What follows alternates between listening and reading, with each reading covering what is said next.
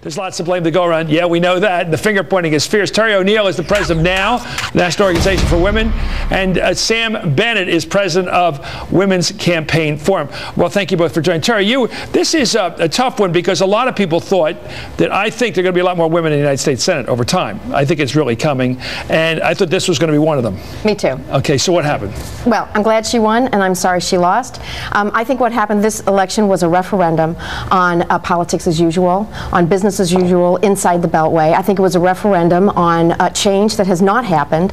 I think that So it was about Washington, not Massachusetts?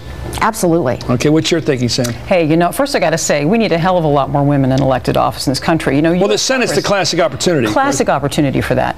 But the bottom line is two things in my mind happen here. Number one, double standard. Her opponent, nude male centerfold, gets a total pass. That's a thought. And here's Martha Coakley, called an ice queen. Well, she was a guy, Chris. She would have been called dignified. And the other thing. And if she had done the centerfold? No, she wouldn't have even been in the race. It wouldn't even happen. That would have been embarrassing. That would have been more than it would have been a deal killer That's for her. so interesting. So what is that about? Well, it's about a double standard. It happens all the time. Well, there is sort of a man bites dog aspect to a male centerfold. Let's face it, there aren't a whole lot of that.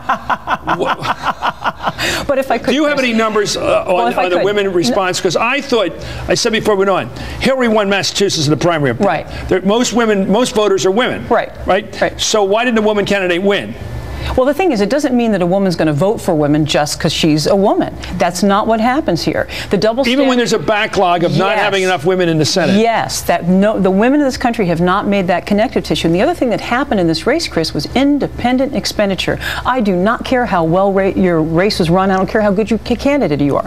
If $1 million, millions and millions, comes down on your head in the final couple weeks of your race, when you don't have the bandwidth to respond or the financial means to respond, you're in trouble. Would you 2 years from now run Martha Coakley for the Senate in Massachusetts? Without any hesitation. In 2 years. Would you? Let me go back to you. Absolutely. And eminently qualified. She's eminently qualified. She's a great So candidate. you'd have a rematch? Absolutely. Love it. And how would you run the campaign differently? I'm trying to get you to say something here. Raise more money. Make sure you've got something into it. Any Democrat that's going after her right now, look in the mirror first. Where were you when she was 30 points ahead the end of December? A couple weeks ago, she was 30 points ahead. Well, okay, let's go through the technical charges. She took vacation during Christmas, took a couple weeks off right before this general election. Was that smart before the special? No, was it smart? I mean, I'm going after, what's his name, that guy up in, now he's going to be mad at me because I forgot his name. The guy up in Connecticut who beat Joe Lieberman.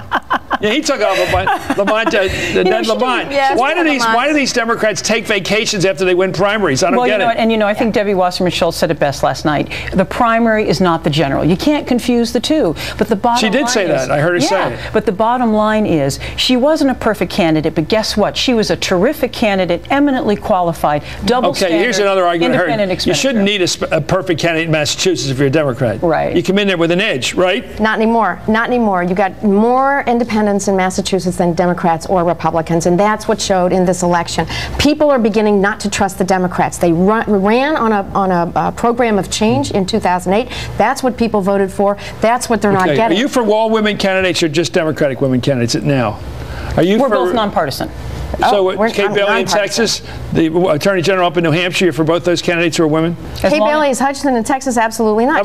She is opposed to women's rights, and we would never support her. Okay, there we go. But nonpartisan. Yeah, we're all about look, if I can find a Republican who would stand up to the Republican I thought Kay Bailey Hutchinson is pro-choice, isn't she? She is not sufficiently good on our issues to get our endorsement now. You heard it here. Terry O'Neill, thank you. Sam, pronounce that name? Siobhan is my first name. Good Irish name.